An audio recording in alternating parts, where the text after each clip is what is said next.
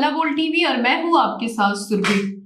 Shambhuganj hostel कांड में मानवाधिकार आयोग ने संज्ञान लिया है और पटना एसएसपी को नोटिस जारी किया है। इसके बारे में और विस्तार से हमें बताएंगे हल्ला बोल टीवी के संपादक दीपक शर्मा।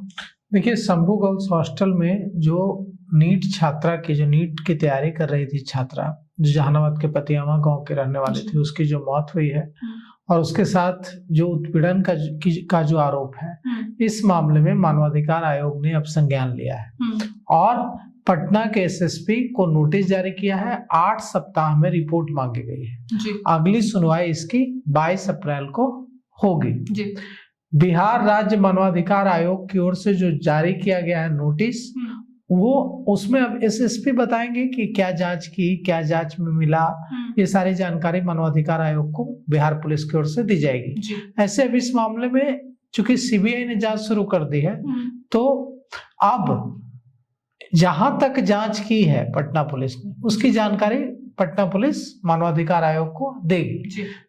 जो मानवाधिकार आयोग ने जो यह संज्ञान लिया है, ये एक अधिवक्ता है एसके झा, उनकी ओर से दायर की गई याचिका पर सुनवाई करते हुए संज्ञान लिया है और इसे बेहद गंभीर मामला माना है। और इसके बाद पटना के एसएसपी कार्तिकेय शर्मा को नोटिस जारी किया गया है। उनसे 8 सप्ताह यानी 2 महीने में रिपोर्ट मांगी गई है। और जो अधिवक्ता हैं, उन्होंने जो मानवाधिकार आयोग के संज्ञान में जो पूरा मामला लाया है, उन्होंने कहा है कि छात्रा की पोस्टमार्टम जो रिपोर्ट है, उसमें जो तथ्य सामने आए हैं, उससे पता चलता है कि यह गंभीर आपराधिक केस है और अब इसकी अगली सुनवाई 22 अप्रैल को होनी है। अधिवक्ता एसके झा, जिन्होंने मानवाधिकार आयोग में इस मामले को उठाया है, उन्होंने कहा है, मानवाधिकार आयोग को बताया है कि छात्रा के शरीर पर चोटों के निशान थे और ये एक जघन्य आपराधिक घटना की ओर इशारा करती है। साथ ही साथ उन्होंने यह भी मांग की है कि यह जो पूरी जांच है शंभूगंज हॉस्टल कांड में जो छात्रा की मौत हुई है, इसकी जांच किसी रिटायर्ड जज की निगरानी में कराई जाए। आयोग ने इस पर सुनवाई की है, एसएसपी को तलब किया है और मामले की अगली सुनवाई 22 अप्रैल को होनी है।